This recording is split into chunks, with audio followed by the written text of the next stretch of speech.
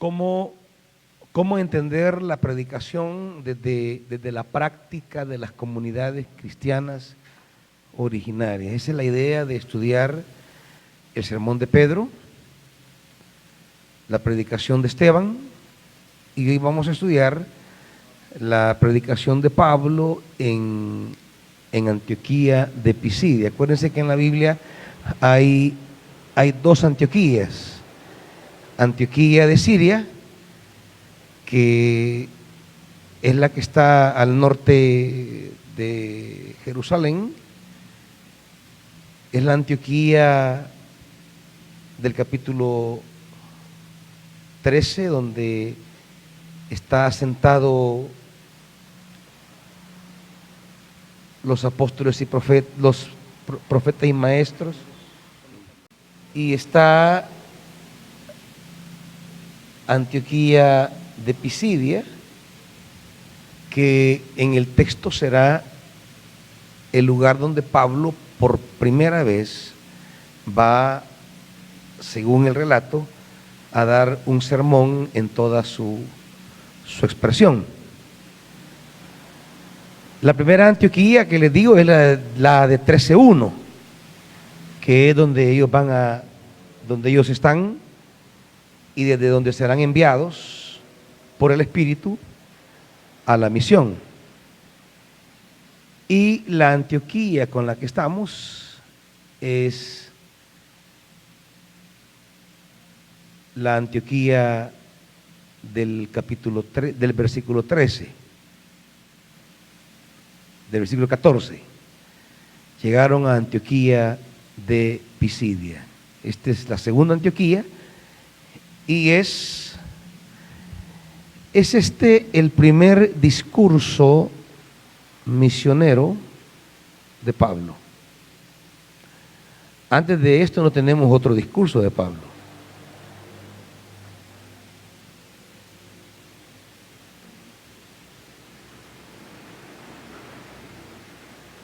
No es que Pablo no haya predicado antes, no digo eso, sino que este es el primer discurso que tenemos de manera explícita, de manera registrada. Indudablemente él llega predicando a la isla de Pafos y proclama la palabra, pero no se nos dice qué dijo. No se nos habla sobre qué predicó en la isla de Pafos frente al procónsul. No tenemos el contenido. Es aquí en Antioquía de Pisidia donde tenemos todo en un relato completo de su mensaje.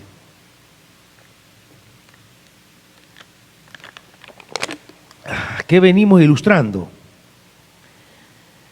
Venimos ilustrando que la predicación no es un asunto repetitivo. Lo que Pablo va a predicar en una ciudad no lo va a decir de manera literal en otra ciudad. Cada predicación y cada abordaje refleja la teología del predicador, las intenciones, los intereses y las proyecciones del predicador. Si usted se fija, un detalle, por ejemplo, volviendo al discurso de Esteban solamente para señalar algo, el discurso de Esteban tiene una cualidad interesante, pues no se habla de Jesús en todo el discurso. No tenemos una referencia a Jesús, no tiene, diríamos, una cristología. La referencia indirecta que tenemos a Jesús es el versículo 52. Estoy con el mensaje de Esteban. ¿A cuál de los profetas, 7:52, no persiguieron sus antepasados? Ellos mataron a los que de antemano anunciaron la venida del justo, y ahora a este lo han traicionado y asesinado. Pero no se menciona a Jesús, se le hace referencia con un título, el título antiguo testamentario de el justo, porque esa es la teología que está articulando Esteban. Lo pongo aquí en recuadro para no confundir: la teología del justo sufriente.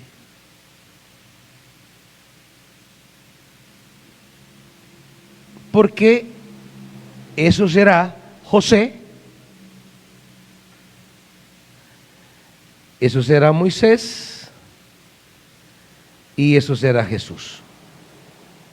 Él tiene una teología, quiere hablar dentro de sus preocupaciones como helenista, es hablar del justo que sufre.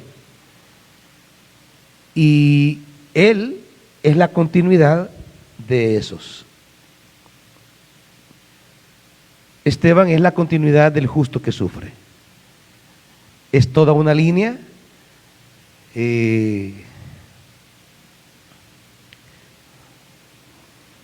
Cuando se hable de José, se va a hablar de esa imagen del justo.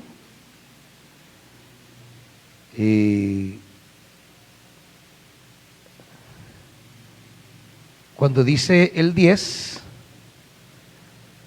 el 7:10, y lo libró de todas sus desgracias. Esa es una frasecita, ya es un estribillo que en las escrituras, particularmente en los salmos, se usará con frecuencia. Usted lee en los salmos esa frase: clamé a Jehová y él me libró de todas mis desgracias. Este pobre clamó a Jehová, o el justo clama a Jehová y lo libra de todas las desgracias. Ese estribillo lo toma Esteban y se lo aplica a José. Con esa frase él está poniendo a José como el modelo del justo que sufre, el justo rechazado. Igual ocurrirá con Moisés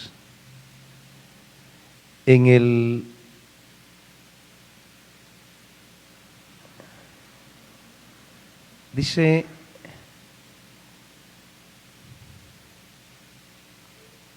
cuando habla de Moisés, versículo 35, a este Moisés a quien han rechazado, ¿verdad? Y vuelve a reiterarlo en el 39: nuestros antepasados no quisieron obedecerlo a él, sino que lo rechazaron. Y es lo mismo que pasa con el justo que han rechazado, pero lo mataron y lo traicionaron. Ahora le toca a él ser el justo. Esa es su teología. O sea, él está tratando de articular sus preocupaciones, sus inquietudes, y se va a la Escritura para articular toda una exposición bíblica que apunta a sus líneas teológicas. La predicación tiene una teología. No es la exposición mecánica de un libro, es acercarnos a un libro llevando preocupaciones, inquietudes. ¿Qué es lo que carga mi corazón frente al pueblo? Y entonces el acercamiento a la Biblia no es neutro, no es que voy en tabla rasa, voy con la pizarra en blanco. No. Los predicadores se acercaban a la Biblia porque tenían una manera de leerla. En el caso de Esteban, hay ciertas líneas teológicas que hemos visto que forman parte de los intereses teológicos de los helenistas, y Esteban los representa aquí. Ahora con Pablo. Pablo tendrá aquí las mismas inquietudes. Él tendrá preocupaciones. Su auditorio son dos. Volviendo al capítulo 13. Los que ya leyeron el pasaje, ¿quiénes son los que escucharán a Pablo?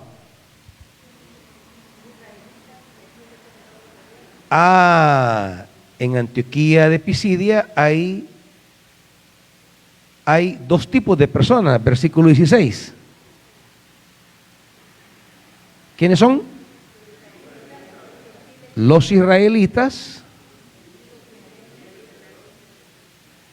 y los temerosos de Dios.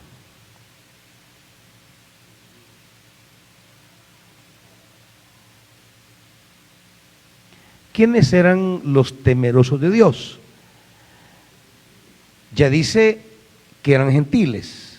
Estos israelitas, pues son israelitas de la diáspora, están asentados en Antioquía, son helenistas, judíos de habla griega, pero judíos. El temeroso de Dios es un gentil, pero que es, diríamos, como un simpatizante.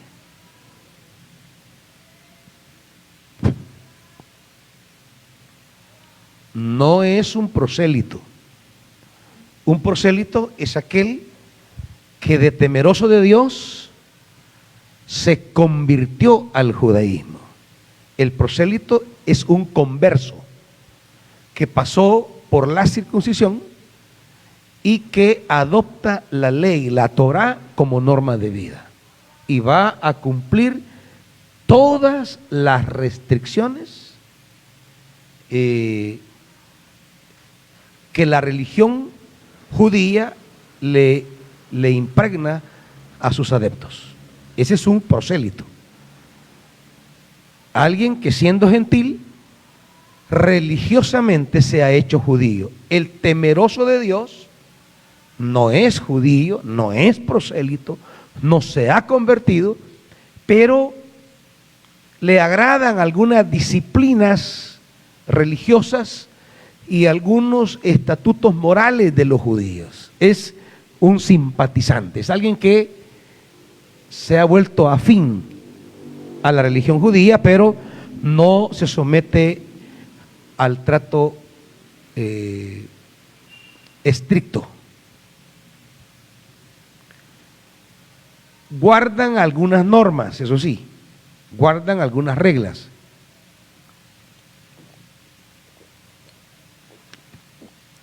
Que son las reglas que más adelante el llamado Concilio de Jerusalén va a querer imponer a los gentiles. Reglas a las que Pablo se va a negar, Pablo se va a oponer. Quiero decirles que en Hechos 15, la gran pregunta es, ¿qué hacemos con los gentiles? Y el concilio va a tomar una decisión. Y la decisión es que no les van a imponer la ley, pero les van a imponer las reglas que les imponían a los temerosos de Dios. La versión de Lucas nos va a decir que todos estaban de acuerdo, incluso Pablo, porque esa es la línea de Lucas. Pero Pablo, él nos va a decir en Gálatas que él no estuvo de acuerdo con eso. Tenemos dos versiones sobre el llamado Concilio de Jerusalén.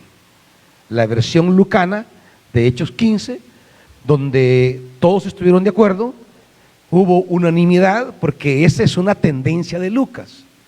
Lucas tiene una tendencia, se llama a irenizar, se llama.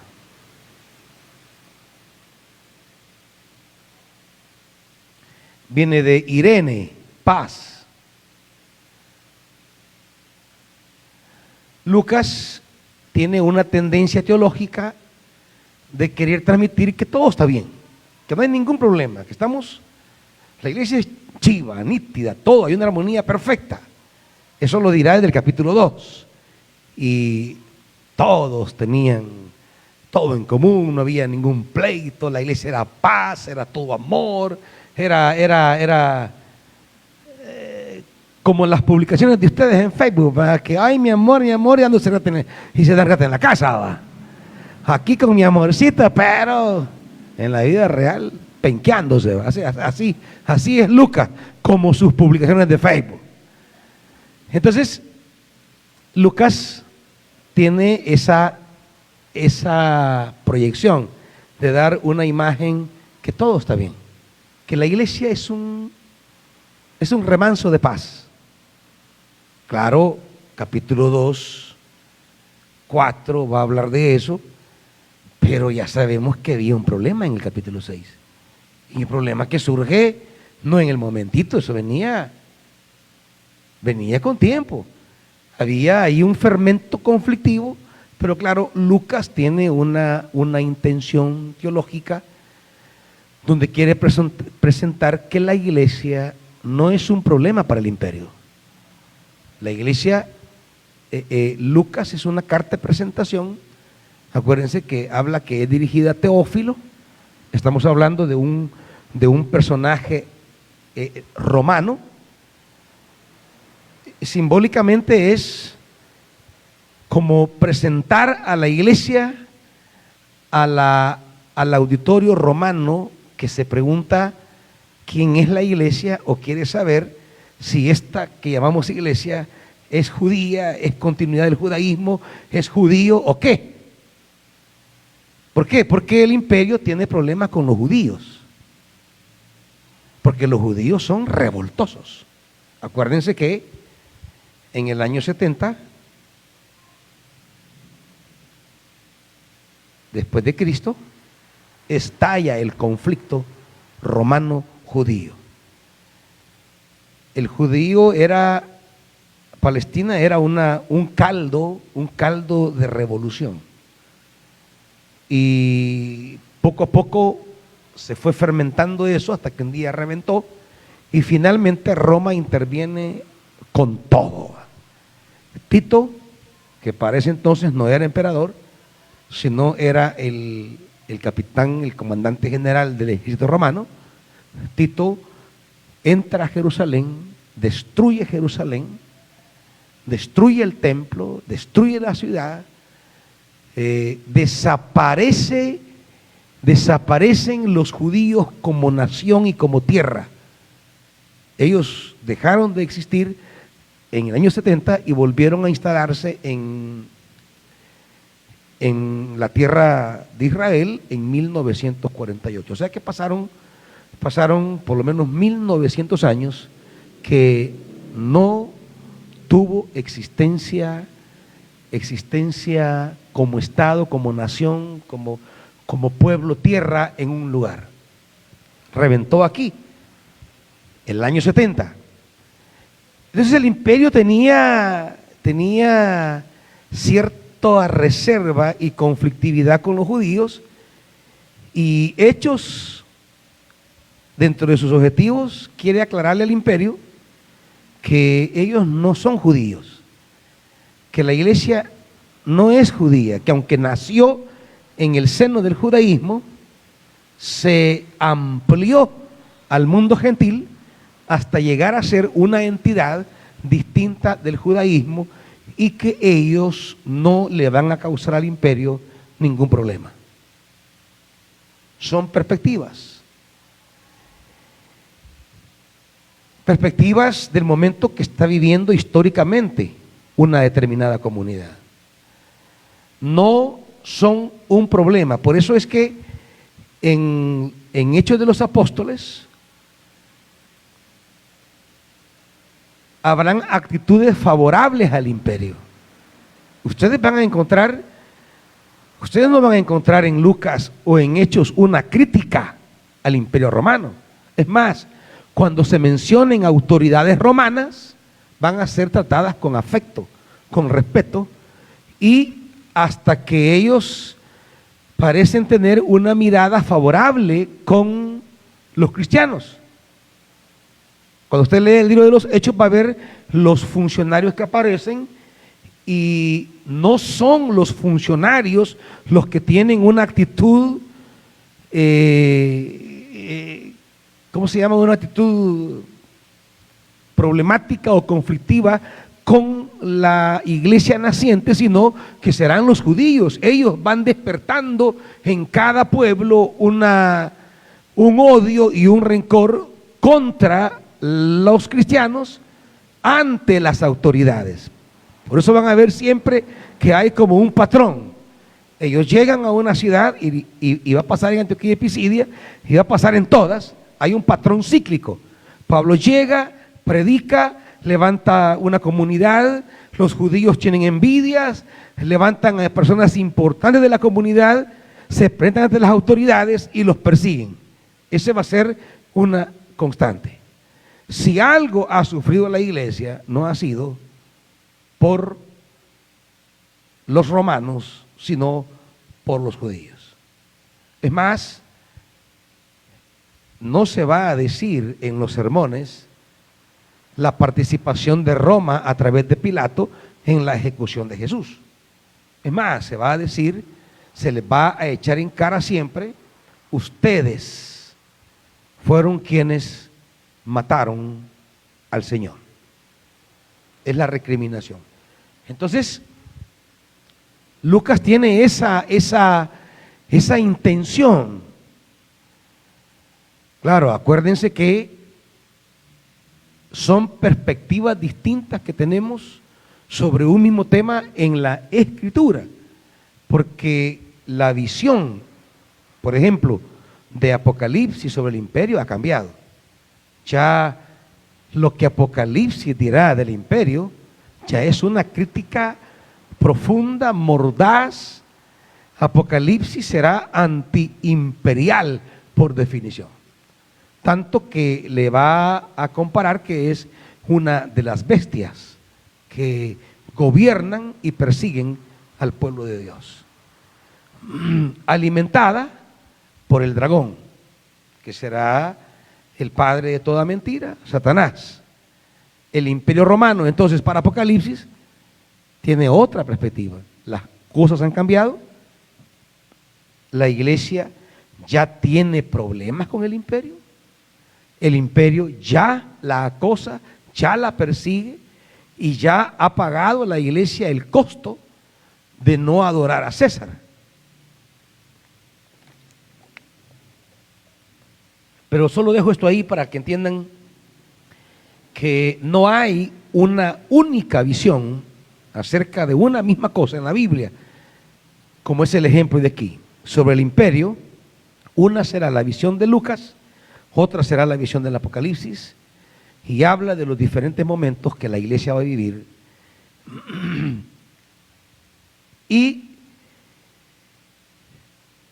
los temerosos de Dios serán tolerados en la comunidad judía. Y cuando los gentiles comiencen a entrar y la iglesia de Jerusalén quiere saber qué hacen con ellos, ellos les van a aplicar las leyes, ellos viven bajo las leyes noáquicas.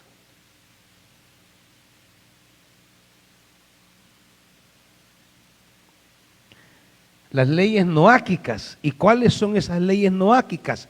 Las cosas que le dijo Dios a Noé que no harían, y que se las quieren aplicar a los gentiles en Hechos 15, en la carta que envían a las comunidades. Y dice, versículo 29, 28, nos pareció bien al Espíritu Santo y a nosotros no imponerles a ustedes ninguna carga aparte de los siguientes requisitos. 1, abstenerse de lo sacrificado a los ídolos. 2, abstenerse de sangre, abstenerse de la carne de animales estrangulados y abstenerse de la inmoralidad sexual. Esas fueron las leyes, las normas, las cargas, los requisitos que le aplicaron a los gentiles. En la versión de Lucas, pues está bien, ¿verdad? Había comunión, ¿verdad? Estaban todos de acuerdo. Pero Pablo, él va a decir que él no está de acuerdo.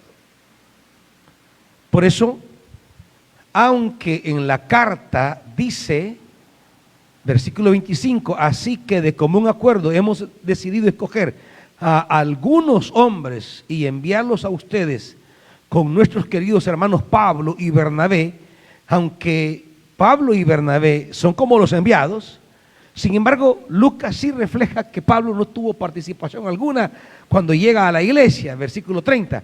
Una vez despedidos, ellos bajaron a Antioquía, donde reunieron a la congregación y entregaron la carta. Los creyentes la leyeron y se alegraron por su mensaje alentador. Judas y Silas, que también eran profetas, hablaron extensamente para animarlos y fortalecerlos. Pero no se habla que Pablo tuvo participación en animar a la iglesia a aceptar la carta. A más de lo que dice el 35, Pablo y Bernabé permanecieron en Antioquía enseñando y anunciando la palabra del Señor en compañía de muchos. Cuando usted va a Gálatas, que tenemos la versión de Pablo, que es lo que él piensa, ¿verdad?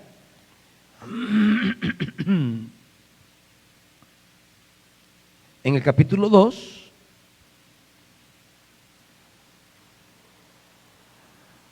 él va a hablar de su experiencia cuando subió a Jerusalén. 14 años después, subí de nuevo a Jerusalén, esta vez con Bernabé, que es lo que narra el capítulo 15.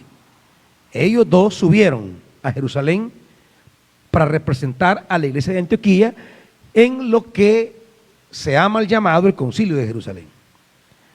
Fui en obediencia a una revelación y me reuní en privado con los que eran reconocidos dirigentes y les expliqué el evangelio que predico entre los gentiles para que todo mi esfuerzo no fuera en vano. Ahora bien, ni siquiera Tito, que me acompañaba, fue obligado a circuncidarse, aunque era de padre griego. El problema era que algunos falsos hermanos se habían infiltrado entre nosotros para coartar la libertad que tenemos en Cristo Jesús a fin de esclavizarnos. Ni por un momento accedimos a someternos a ellos, pues queríamos que se preservara entre ustedes la integridad del evangelio. En cuanto a los que eran reconocidos como personas importantes, aunque no me interesa lo que fueran, porque Dios nos juzga por las apariencias, esos tales no me impusieron nada nuevo. Al contrario, reconocieron que a mí se me había encomendado predicar el evangelio a los gentiles, de la misma manera que se le había encomendado a Pedro predicarlo entre los judíos. El mismo Dios que facultó a Pedro como apóstol de los judíos, me facultó a mí como apóstol de los gentiles. En efecto, Jacobo, Pedro y Juan, que eran considerados columnas, al reconocer la gracia que yo había recibido, nos dieron la mano a Bernabé y a mí en señal de compañerismo, de modo que nosotros fuéramos a los gentiles y ellos a los judíos. No hay, pues, una visión que Pablo acepte las demandas que se hicieron a los temerosos de Dios. Aquí empieza el problema teológico de Pablo, al cual va a responder el discurso. ¿Qué hacemos con los gentiles?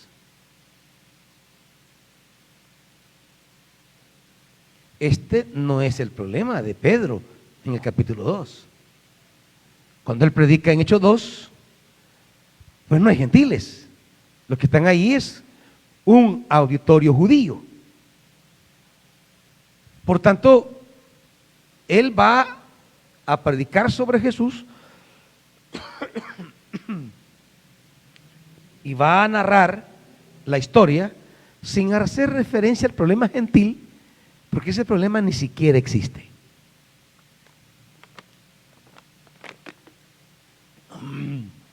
Cuando predique Esteban, tampoco hay gentiles, ni es un problema para Esteban, porque no hay gentiles en el auditorio.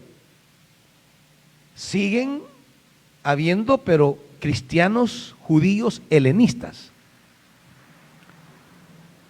El auditorio, esto,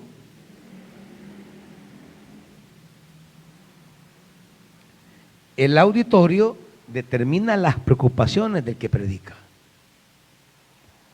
El auditorio es decir, ¿quiénes me oyen? ¿A quiénes me dirijo? ¿Quiénes son mis receptores? El auditorio define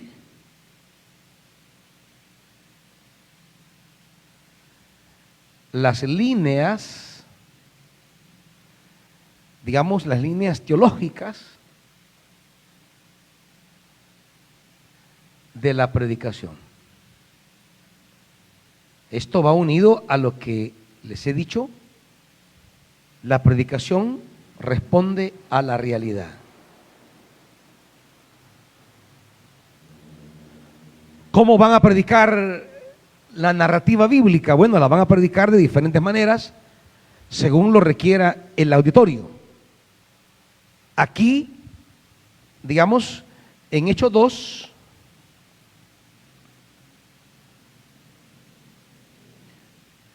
con un auditorio, Hechos 2, eminentemente judío.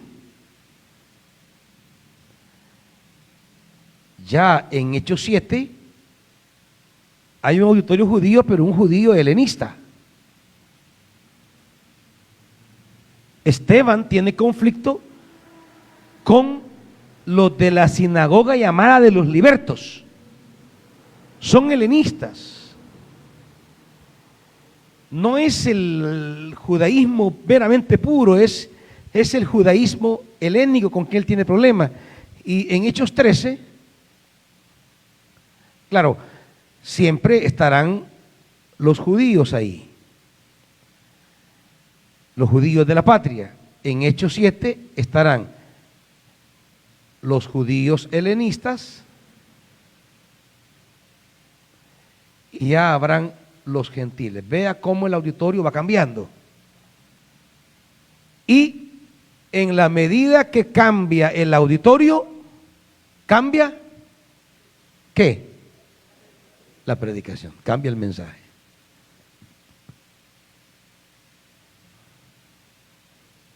Las preocupaciones, los problemas, las inquietudes no son las mismas. A medida el auditorio cambia, cambia el mensaje. La misma escritura, pero leída de manera diferente. No hay una manera mecánica, cíclica, repetitiva de leer la escritura. A la escritura le van a entrar por diferentes perspectivas. Digamos, habrá lecturas diferentes. Las lecturas de la Biblia no es la misma. Las lecturas varían, las perspectivas cambian según las cargas, las preocupaciones de los destinatarios, el público que está allí. ¿Estamos aquí? Bien. En esta predicación de Pablo, volviendo al capítulo 13,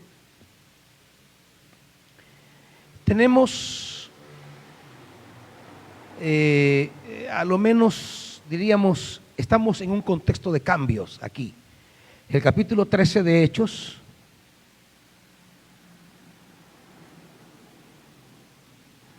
es un contexto de cambio o conversiones, si le quieren llamar,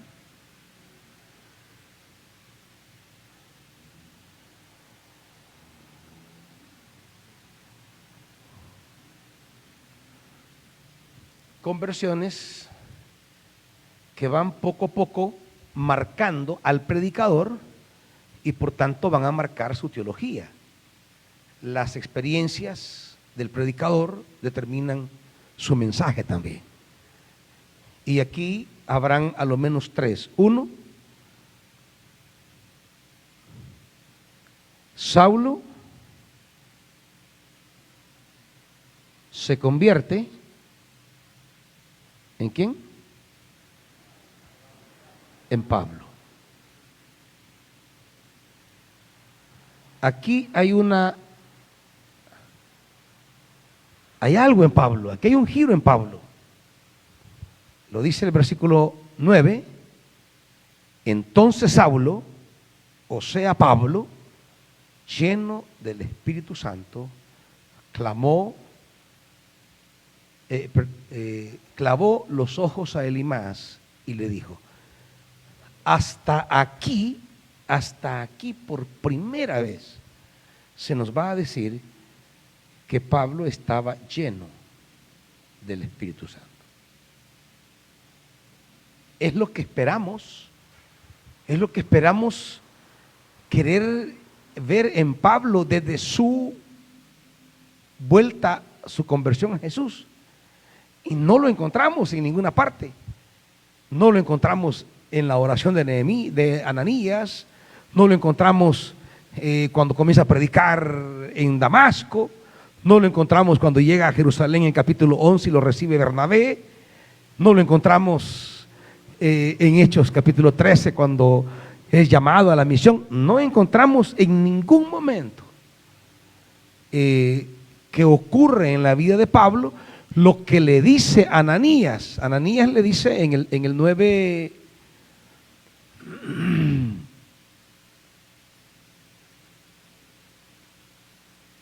en el 9:17, Ananías se fue y cuando llegó a la casa le impuso las manos a Saulo y le dijo: hermano Saulo, el Señor Jesús que se te apareció en el camino me ha enviado para que recobres la vista y ¿qué? Y sea lleno del Espíritu Santo. Y se va a decir en el 18 que recobró dos cosas. ¿Qué recobra en el 18? La vista. Y en el 19 recobró las fuerzas, pero en ningún momento se nos dice que fue lleno del Espíritu. Y seguimos leyendo y no hay un momento en el que se nos hable de la llenura que Ananías le dice que va a tener.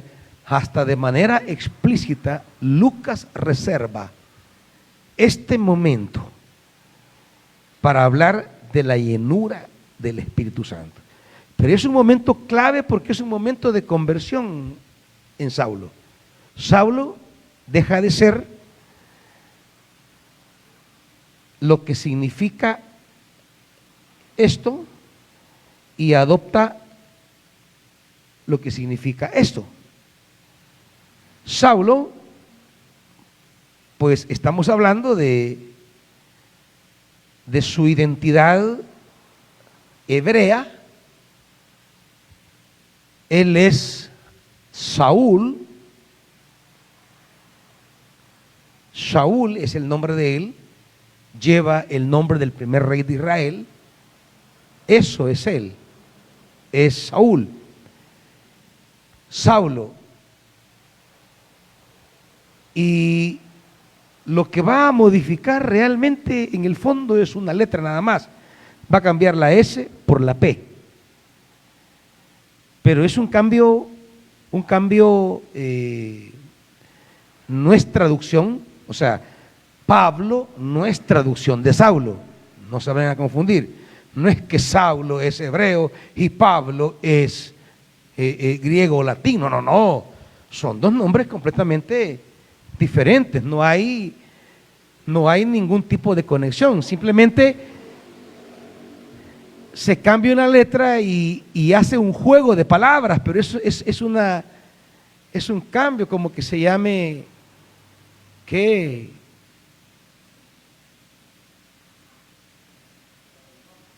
¿Mande? No es un nombre. Como que usted se cambia de nombre a un nombre parecido, pero no es traducción. Es un juego de palabras nada más. ¿Mande? No, tampoco. No es ni sinónimo, no hay relación. No hay relación. Es un juego nada más que él hace de cambiar una letra y adopta otro nombre, pero no es ni traducción, no es sinónimo, no es nada, son dos nombres diferentes que coinciden con la forma final, pero cambian la forma, la primera letra. Y esa frase que dice, versículo 9, Saulo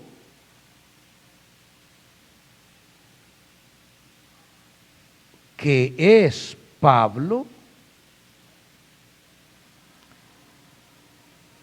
esto es una forma, esta es una fórmula que existe en el derecho romano. Es una frase técnica, digamos, que existía cuando algún liberto, una persona libre, caía de repente preso, o era comprado, era vendido, perdía su libertad, se volvía esclavo. Entonces había una frase típica, que es esta, en la que se decía: fulano, que es tal, este era el nombre antiguo que tenía la persona, y este era el nombre nuevo que le daba el nuevo amo.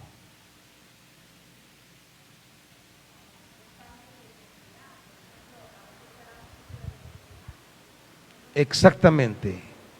Es una nueva identidad que Pablo está adquiriendo. Pablo, con este nombre, está diciendo que él ahora es esclavo de Jesucristo. Por eso, este será el título que él va a usar en sus cartas siempre. Pablo, siervo de Jesucristo. Pero es la palabra doulos, él es siervo, es esclavo. Pablo adquiere una nueva identidad. Pero no solamente es una identidad jurídica, es una nueva identidad vocacional.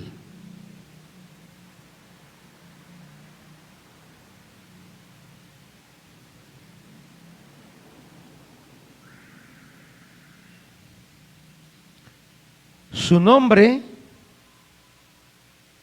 habla de su vocación, que es lo que Ananías va a decirle. Ananías le dirá, cuando Dios le dice a Ananías: ve, porque ese es mi instrumento escogido para dar a conocer mi nombre tanto a las naciones y a sus reyes como al pueblo de Israel, y yo le mostraré cuándo tendrá que padecer por mi nombre. Pablo es un enviado. Pablo va a las naciones, y esto de las naciones tómanlo en cuenta, porque dice: para dar a conocer mi nombre a las naciones. Este es el énfasis: dar a conocer mi nombre a las naciones. Está hablando del mundo gentil. Esa es la vocación de Pablo. Es, en el versículo 9, al cambiarse de nombre, él define su vocación. Y allí, cuando Pablo obedece a su vocación, allí es donde se da la llenura del Espíritu. La llenura del Espíritu tiene que ver con nuestra vocación. Quien quiera vivir la llenura del Espíritu, no es cosa de someterse a prácticas o técnicas. Es asunto de obedecer su vocación. Quien no esté obedeciendo su vocación, pues no espere mayor experiencia del Espíritu. El Espíritu Santo no es un asunto de sensaciones, de sentimientos o de disciplina. Es asunto de vocación. Por eso en el capítulo 13, una de las conclusiones que él hará, y lo veremos en el contexto global del mensaje, dice 47, así nos lo ha mandado el Señor. Te he puesto por luz, ¿de qué? Las naciones. Esto le dijo Ananías en el 9, bueno, esto le dijo el Señor a Ananías en el 9:15, y es a la conclusión que Pablo llega en el 13:47. El tema de las naciones. Y con el tema de las naciones se cumple la promesa que él va a mencionar en el desarrollo del mensaje. Ya vamos a ver que hay una promesa que Dios ha cumplido, y que en este caso la promesa, por supuesto, viene de Abraham. El famoso, en ti serán benditas, ¿qué? Todas las naciones. Por eso él va a decir en el 32, en el 13:32, y va a usar mucho esta palabra: nosotros les anunciamos a ustedes las buenas nuevas respecto a la promesa hecha a nuestros antepasados. Dios nos la ha cumplido plenamente a nosotros, los descendientes de ellos, al resucitar a Jesús. Hay una promesa. La vocación es para cumplir promesas. Hermanitos, la vocación no es porque Dios no tiene nada que hacer.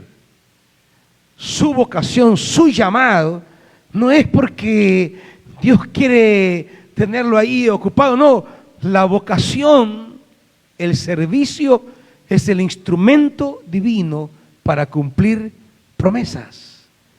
Cuando usted deja su vocación, cuando deja el ministerio, usted está dejando de ser instrumento para que Dios cumpla, ¿qué? Su promesa. Cuando usted sirve, cuando usted ministra, cuando usted está en su vocación, Dios está a través suyo cumpliendo promesas. No es el servicio cualquier cosa, hermanitos. Deberían tener una alta valoración bíblica del servicio para no supeditar el servicio a estados emocionales o relacionales. ¿Cómo me siento? ¿O cómo me llevo con el hermano, con la hermana? No, hermanitos, no empobrezcamos el servicio. El servicio es instrumento, es el medio divino para llevar a cabo sus promesas. Por eso Esteban dirá que la promesa a Abraham es: me servirán en este monte, me servirán en este lugar, me adorarán en este lugar. Esa es la promesa, me servirán. Adoración y servicio en hebreo es la misma palabra. Por eso la NBI lo va a traducir de las dos maneras en su traducción: adorar y servir. Esa es la señal, la promesa: me serviréis, me adoraréis en este monte. Es en el servicio donde se lleva a cabo la promesa. Su servicio,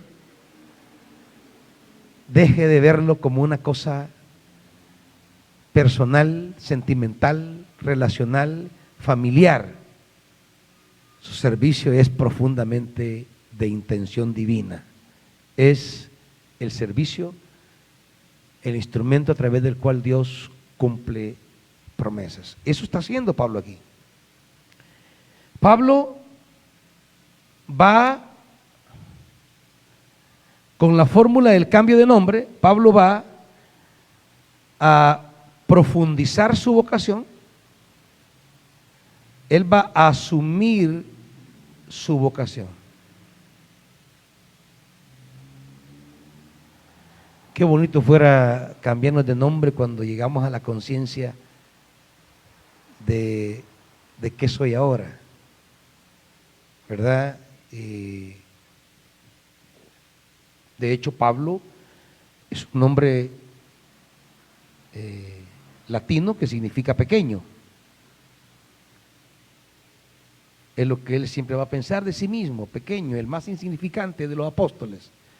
Pero la gracia va a intervenir para hacer algo muchísimo más relevante en la vida de él. Pablo deja el Saulo hebreo y adopta el Pablo latino. Su vocación por el mundo gentil tal como le fue entregado. Abrirse a las naciones. Pablo lo asume como su nueva identidad. Vamos a las naciones. Es su vocación, es su llamado. Allí le viene la llenura del Espíritu. La llenura del Espíritu es un asunto de servicio. Es un asunto vocacional. Usted asume su vocación y el Espíritu siempre estará allí con usted. Usted obedece al llamado del Espíritu y ahí va a estar el Espíritu. No es que va a estar el Espíritu porque usted ayuna, porque usted hace vigilias. No, no, no. La pregunta es su vocación, ¿dónde está? Porque usted se muere de hambre haciendo ayuno, pero no asume su vocación, hombre, mejor hártese. No está haciendo nada. No es asunto de disciplinas religiosas. Es asunto de hacer su llamado, su vocación. ¿A qué lo ha llamado el Señor? Y si usted tiene claro, por eso el servicio no debe responder a lo que a usted le gusta. Es que a mí lo que me gusta no es que lo que le gusta no me importa. Esto no es una elección de opciones. Esto no es de que elija la casilla que usted quiere. No, es que esto no es así, hermanitos. Mientras usted no esté donde lo ha llamado el Espíritu, olvídese del Espíritu. Usted debe orientar su servicio a donde el Espíritu le está llamando. El servicio es un asunto de Espíritu Santo. Es Él quien reparte los dones, los llamados, los ministerios, las operaciones. Y no es aquello de que, ay, ya no me gusta aquí, allá me gusta hoy. Hombre, como que esto fuera ruta de buses, pues. ¿Verdad? Como que esto fuera aplicaciones, ¿verdad? No. Esto es vocacional. Y lo que Pablo hace es marcar de manera definitiva y esencial su vocación. Y allí el Espíritu viene. Pero no solamente eso.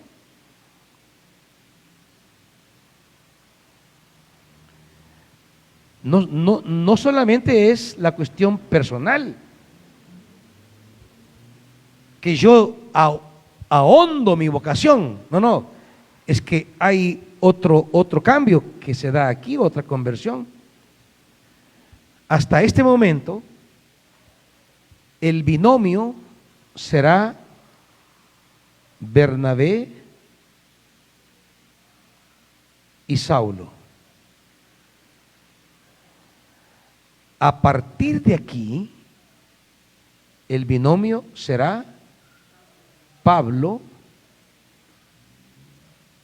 y Bernabé. Todo lo que usted va a encontrar, por ejemplo, desde el 11:25,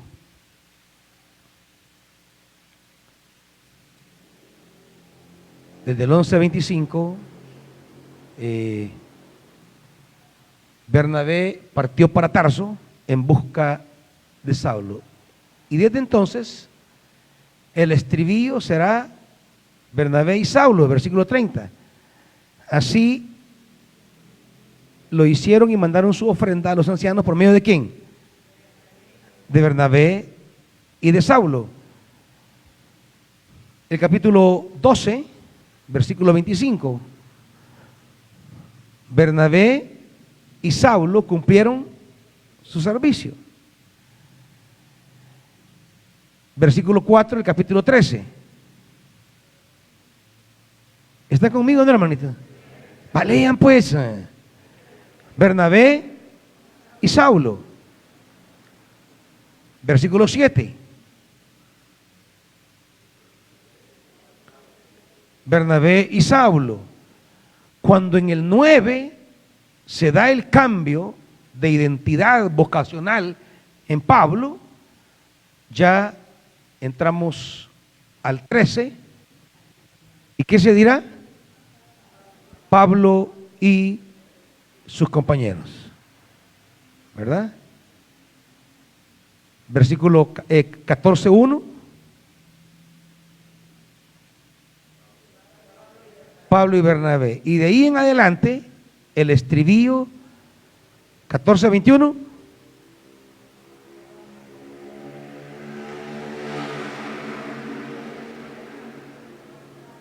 Pablo y Bernabé. 15:2. Y ahí se va. De ahí en adelante, no solamente hay un cambio de identidad vocacional, hay un cambio, diríamos, hay un cambio de liderazgo, hay un cambio de liderazgo, hay una conversión de liderazgo.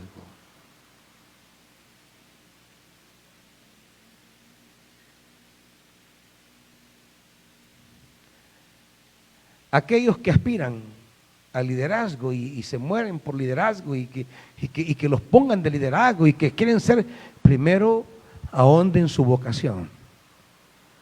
No procuren un liderazgo sin siquiera ahondar su vocación.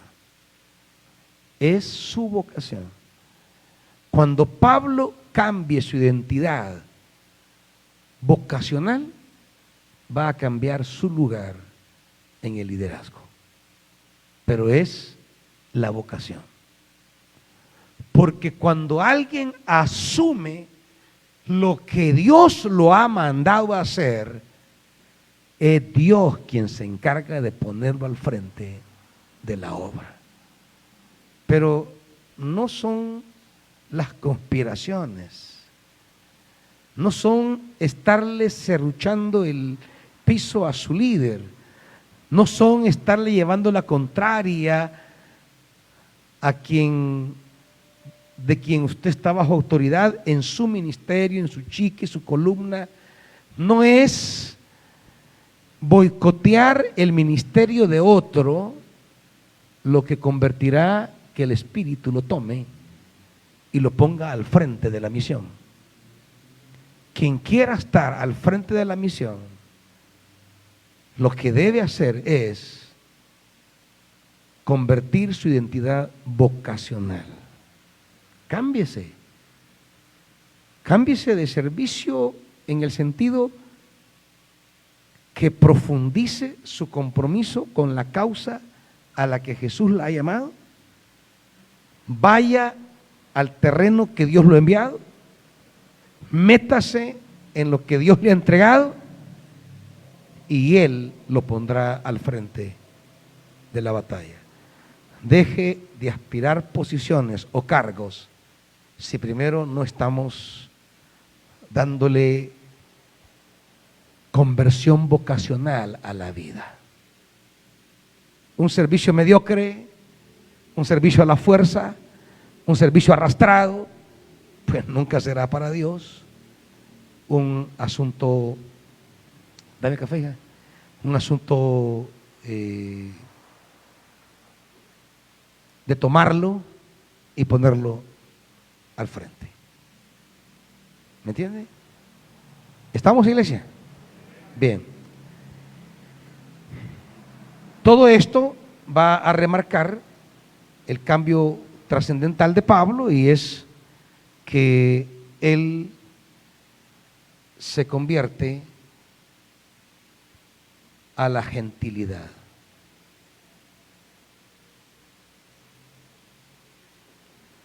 No solamente se convierte él, sino que su conversión vocacional le da un liderazgo misional. La conversión vocacional le da el liderazgo misional. Él está al frente de la misión ahora y tendrá una conversión definida hacia el mundo gentil. Será lo que nos dice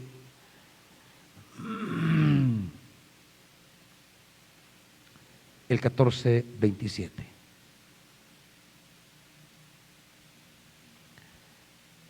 Cuando llegaron, reunieron a la iglesia y le informaron de todo lo que Dios había hecho por medio de ellos y de cómo, ¿qué? Había abierto la puerta de la fe a los gentiles. Ese es el cierre. Es el cierre de su primera experiencia misionera. Y en este contexto, fíjense bien, estos detalles previos al mensaje de Pablo en Antioquía de Pisidia serán las líneas teológicas del mensaje de Pablo. Así como con Esteban. De lo que acusaban a Esteban, eso se va a convertir en las líneas rectoras del mensaje de Esteban. Así como en Hechos 2, aquello de lo que acusaban a los 120 se van a convertir en las líneas rectoras del mensaje de Pedro. ¿Alguna pregunta hasta aquí, hermanitos? Preguntas, comentarios.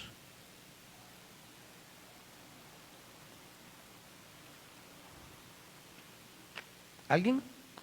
¿Entendieron o hay algo que no entendieron?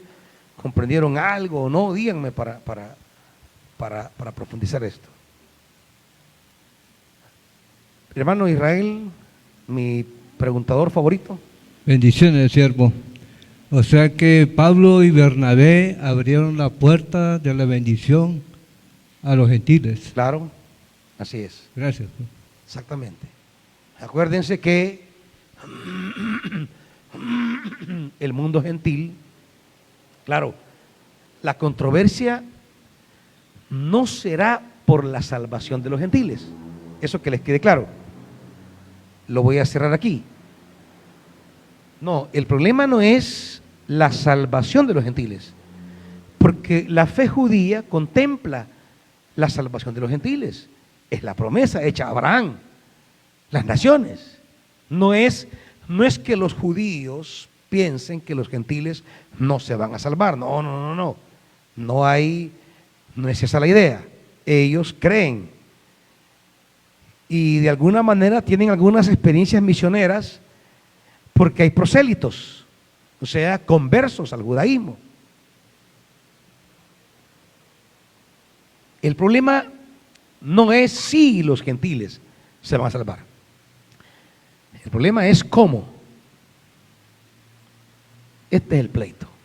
Esto es lo que va a causar la primera gran conflictividad al interior de la iglesia. No hablo al interior del judaísmo, al interior de la iglesia. Porque la iglesia, ya a estas alturas, Fíjese bien, ya a estas alturas la iglesia es una realidad judía,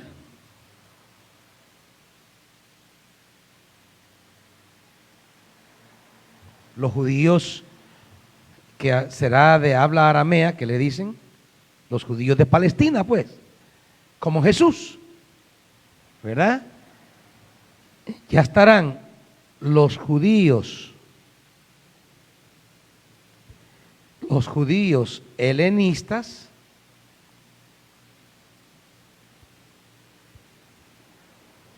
¿ya?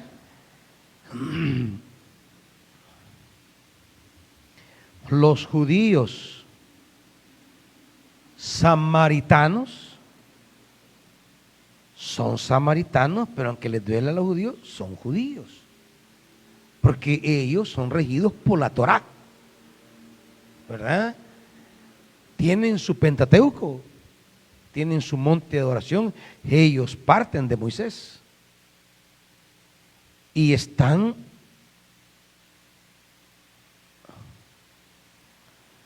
los temerosos de Dios,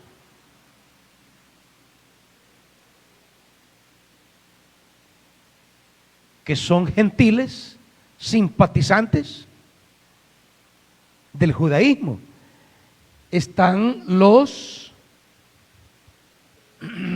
judíos prosélitos,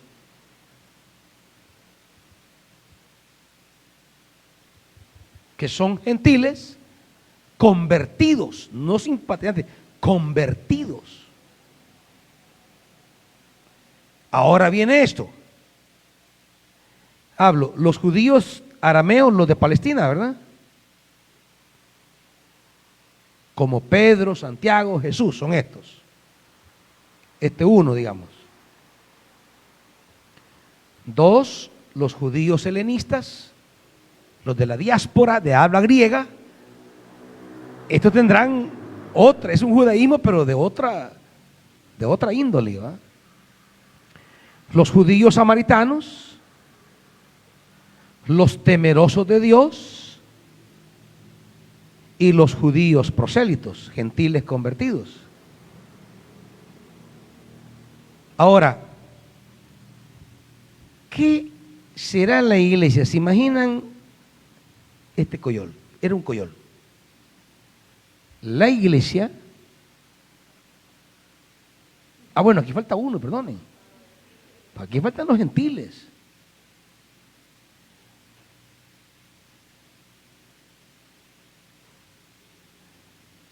Llamados paganos. Los gentiles. Ahora, imagine eso, la iglesia es un abanico de toda esta gente. Ya en el 13.1, creo yo, hay un prosélito, creo yo, amor. No es aquí donde dice que hay un prosélito. Pero bien, hay un texto que se habla de un prosélito.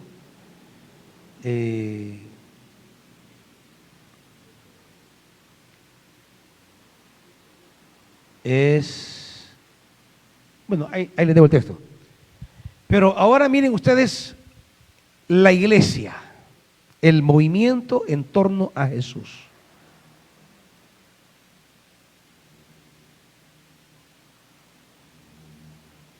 ¿Cómo la iglesia mantiene su unidad en medio de 6 poblaciones distintas, con concepciones religiosas, espirituales, escriturales, teológicas, totalmente diferentes?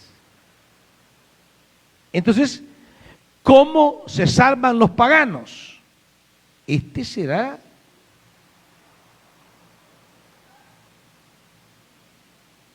cómo se salvan los paganos. Pero enfrésteme. No me voy a quemar.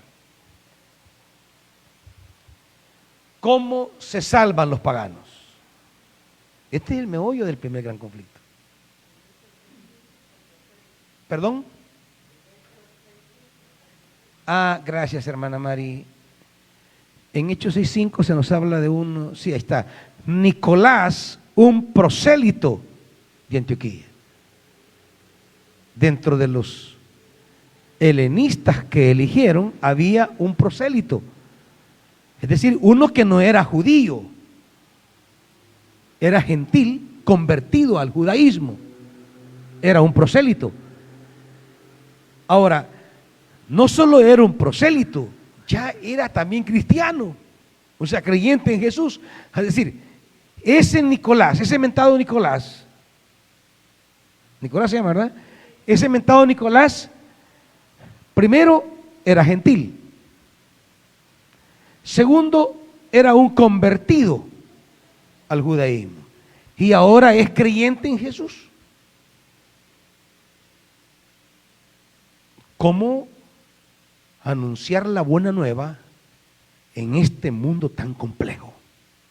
Ya no es Pedro predicando aquí en el número 1. Ya no es Esteban predicando en el 2. Ya aquí es una perspectiva compleja, muy compleja.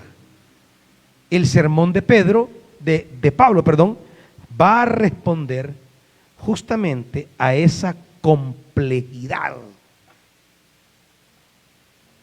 Es el auditorio quien definirá las líneas maestras de la predicación.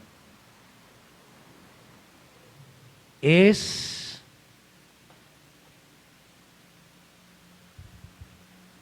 la predicación que va a articular Pablo. La predicación que va a articular Pablo es una predicación que aborde esta problemática. La predicación, por eso, no va a ser la misma nunca, porque las problemáticas del destinatario no son las mismas. Pedro le va a predicar a los judíos, una predicación muy judía. Incluso va a hablar de Jesús muy judíamente. Él nunca le va a llamar a Jesús con títulos bien complejos, no, era un profeta, porque es la manera en que un judío va a hablar de otro judío. Jesús no era un Dios, era profeta, porque el auditorio le va a entender perfectamente de qué está hablando. Esteban ni siquiera va a hablar de Jesús, ni siquiera va a hablar de la resurrección, ni de la crucifixión, ni de que anduvo haciendo bienes.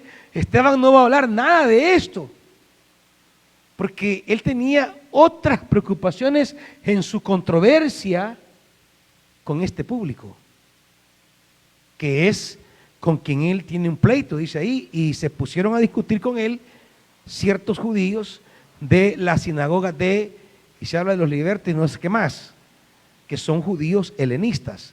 Su auditorio es el helenismo. Ahora Pablo, ¿qué le predicó Felipe a los samaritanos? Nos hubiera encantado saber, pero no tenemos registro del sermón que él predicó. Pero ahora Pablo tiene una preocupación mucho más grande. ¿Cómo estos paganos?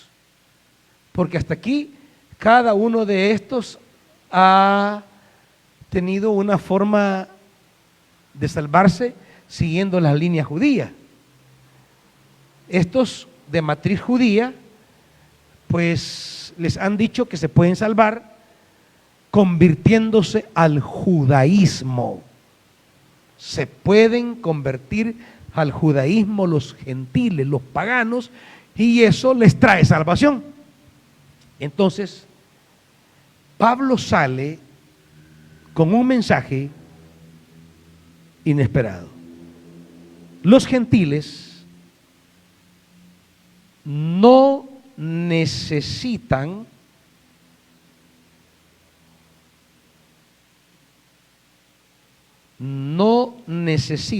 hacerse judíos para ser salvos. Fue una gran pedrada, ¿verdad?, que le amargó la vida a Pablo hasta la muerte. Porque la iglesia de Jerusalén, dirigida por Santiago, el hermano del Señor, nunca va a estar de acuerdo con lo que Pablo anda enseñando. Por eso, esta iglesia de Jerusalén tenía un movimiento misionero. Donde Pablo predicaba, la iglesia de Jerusalén, dirigida por Santiago, mandaba unos emisarios. Pablo abría una iglesia y se iba y la dejaba. Pues llegaban unos hermanos de Jerusalén a la iglesia y les decían: vaya, miren, sí, está bien creer en Jesús, pero lo que Pablo les ha predicado no es la verdad. Venimos a enseñarles lo que sí deben creer y decirles que tenemos la verdad nosotros, porque nosotros vimos al Señor. Pablo no conoció al Señor. Con nosotros están los apóstoles que vieron, escucharon al Señor de manera directa. Pablo nunca escuchó al Señor. Él no sabe lo que Jesús les enseñó 3 años, ni los 40 días después él no sabe de esto. Él no les puede enseñar la verdad porque él nunca convivió con el Señor para que él sepa qué es lo que quería el Señor. Nosotros sí. Y entonces ya levantaban a la iglesia en contra de Pablo. Ya cuando Pablo regresaba para visitar a la iglesia, ya encontraba a unos monstruos ahí, que estaban con los dientes afilados para recibirlo y complicarle la vida. Son las cartas que él escribe a los Gálatas, las cartas que escribe a Filipos, las cartas que escribe a los Corintios, donde habían predispuesto a sus comunidades, aduciendo que él no tenía no tenía el rango para estar enseñando a la iglesia. Eso fue para Pablo su amargura hasta la muerte. Estos hermanitos, como siempre hablaba de él, de falsos hermanos, son estos hermanos de Jerusalén que iban y les complicaban la vida en cada iglesia, y predisponían a la iglesia en contra de él. Son las cartas duras que Pablo habla a los Gálatas. Gálatas estúpidos, dice: ¿por qué han cambiado? Ustedes han caído de la gracia. O a los filipenses dice: ojalá se mutilen esos malditos. Pablo lo llega a maldecir. Es más, les llega a decir: si viene alguien enseñando algo diferente a lo que yo les he enseñado, sea maldito. O sea, Pablo es duro y radical con estas cosas. Quiero decirles que la iglesia era una realidad bien problemática. ¿Cómo convivir en esa realidad llamada hoy iglesia, en toda esa diversidad étnica, diversidad filosófica, diversidad cultural, diversidad de idioma, diversidad de todo? ¿Cómo anunciar la buena nueva teniendo esa complejidad como auditorio? ¿Cómo anunciar el mensaje de Jesús en un ambiente tan tensionado por todos estos destinatarios? Por eso la teología de Pablo, estudiar las 7 cartas originales de Pablo, que se les llama las 7 cartas originales porque son de su pluma directa, y son las únicas cartas o los únicos libros que tenemos identificados a su autor. De ahí no sabemos nada de los demás libros. Romanos,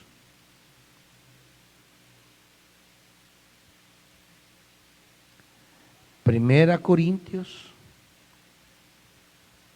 Segunda Corintios, Gálatas, Filipenses,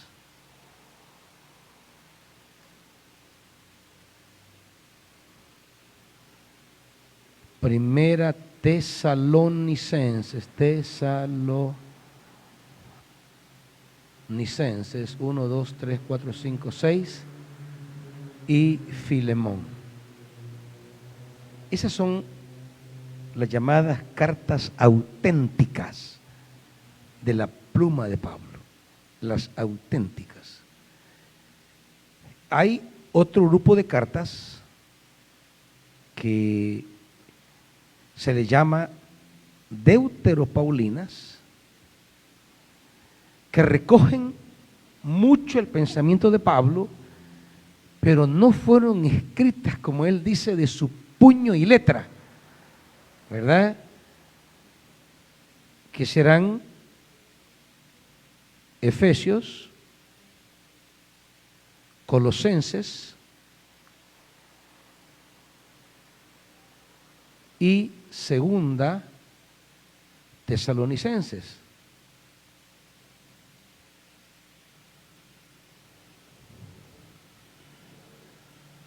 Y hay otra que se llaman las Tritopaulinas, conocidas generalmente como las pastorales. Primera Timoteo, Segunda Timoteo y Tito, ¿verdad? No explico en este momento el por qué creemos en esto. No es arbitrario, esto no es arbitrario, esto no es inventado. Esto es resultado de las investigaciones, del estudio profundo de cada una de las cartas. Y resulta claro que un escrito tiene vocabulario del autor. Usted como conoce bien a sus hijos y le llegan a decir, y fíjese que le dijo esto, usted dice, no, es que esa palabra no es de mi hijo.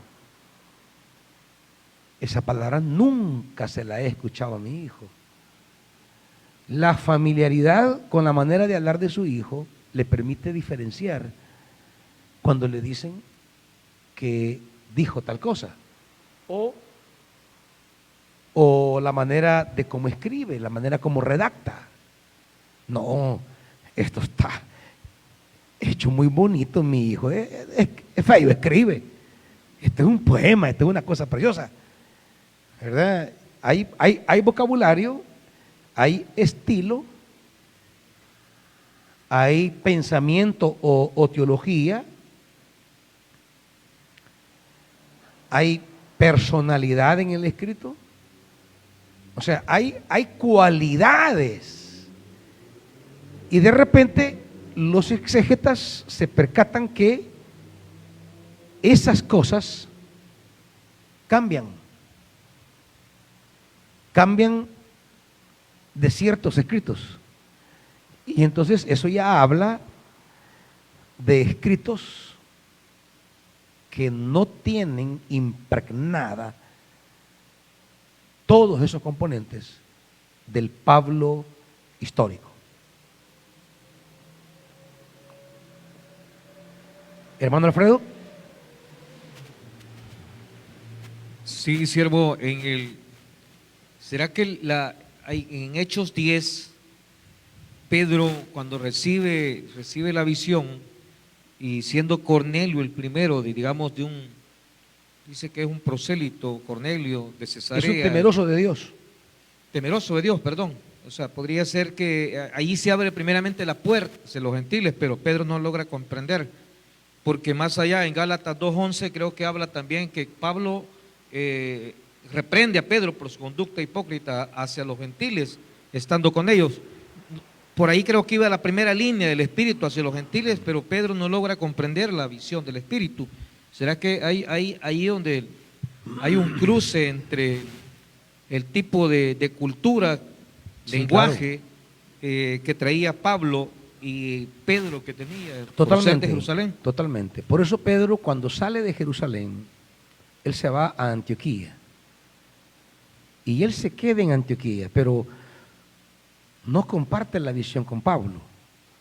Por eso Pablo sale de Antioquía, deja Antioquía y él se va para Éfeso. Y es ahí donde Pablo termina su labor ministerial, su nueva iglesia, digamos. Ya no será Antioquía, en Antioquía se queda Pedro. Y luego él sale para Éfeso y esa es su nueva plataforma misionera. Por eso cuando va preso para Roma, él manda a llamar a los ancianos de Éfeso, ahí a una isla que estaba en una ciudad de la playa. Él manda a llamar a los ancianos de Éfeso, no manda a llamar a los de Antioquía, no, a los ancianos de Éfeso para darles el testamento apostólico. Hechos 20 es el testamento de Pablo a esa iglesia. Y de ahí emigra hacia Roma, que es donde cierra el capítulo 28. En estas cartas, ¿por qué les mencioné esto? Porque en estas cartas tenemos el mensaje que Pablo va a articular para responder a esta complejidad. Cuando leamos las cartas de Pablo, no es porque él quiere hacer teología, no es porque no tiene nada que hacer y quiere articular su pensamiento, no. Las cartas son escritos situacionales que quieren responder a este escenario tan complejo, tan conflictivo. Y desde la luz del Espíritu, desde algunos elementos de la tradición que él ha heredado de Jesús, el Jesús humano, y desde esa luz que le impregna el Espíritu, él irá articulando el mensaje. El capítulo 13 es el primer esfuerzo que Pablo tiene de responder a esta situación compleja.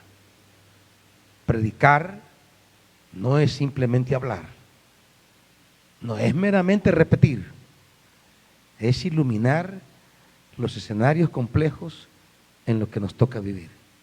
Es alumbrar con el Evangelio, el Espíritu, la buena nueva de Jesús, esas realidades complejas del pueblo de Dios. ¿Estamos, iglesia? ¿Nadie más tiene pregunta?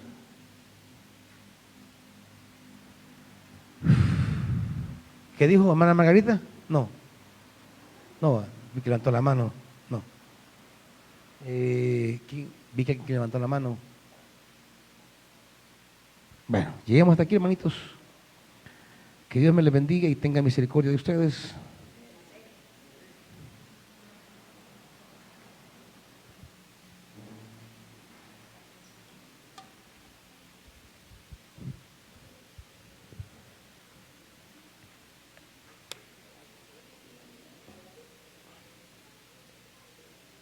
Encomendémonos al Señor.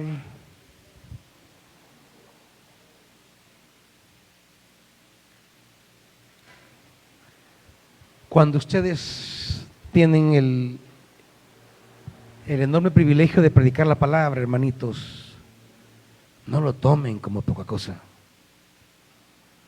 Si usted no invierte, si no se sacrifica, si no lucha en conocer, en aprender,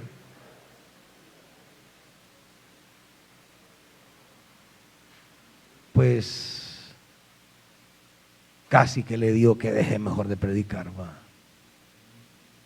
Si usted no le pone amor a ese momento. Mire, estudiar, leer, investigar. Eso es lo que tenemos que hacer, estar en constante aprendizaje. Yo hoy les mando libros, datos, información. No solo la vea, ójela, léala. Miren, yo este año, no sé, este año para mí ha sido un año de mucho crecimiento, de un aprendizaje. Hay un autor que me tiene de cabeza ahorita. Su libro no lo estoy leyendo, lo estoy casi aprendiéndomelo de memoria, lo he estudiado, no leído, estudiado, página tras página, y me voy a su segundo libro y me voy a su tercer libro, porque es alguien que me ha impactado muchísimo en su perspectiva, en los aportes tan iluminadores que me ha provisto. Y busco más y busco otro. Y a veces no tengo, pero veo cómo consigo y busco el nuevo que ha sacado. Si usted quiere que Dios de verdad, que el Espíritu de verdad lo llene y le dé esa riqueza de palabra, no, hombre, haga su esfuerzo, sea disciplinado, métase a estudiar, no sea mediocre, no sea superficial. Lo que predican no es una charada, es la palabra de vida. Padre, que tu Santo Espíritu despierte en nosotros siempre hambre, sed de ti, de tu palabra. Despierta en mis hermanos sed de leer, hambre de aprender, deseo de conocer. Que no se queden con chispazos ni con cápsulas, que coman y beban. Y entonces, cuando nos metamos más en nuestra tarea vocacional, el Espíritu nos llenará de luz, de autoridad, de poder. Y esa es la gente que quiero en cargo de dirección, Señor. No gente que ame el poder, ni los primeros lugares. Gente que ame tu palabra. Esa gente quiero al frente de esta obra. Acepta lo que tu pueblo trae. Recíbelo con agrado. En Cristo Jesús. Amén. Dios les bendiga, hermanitos.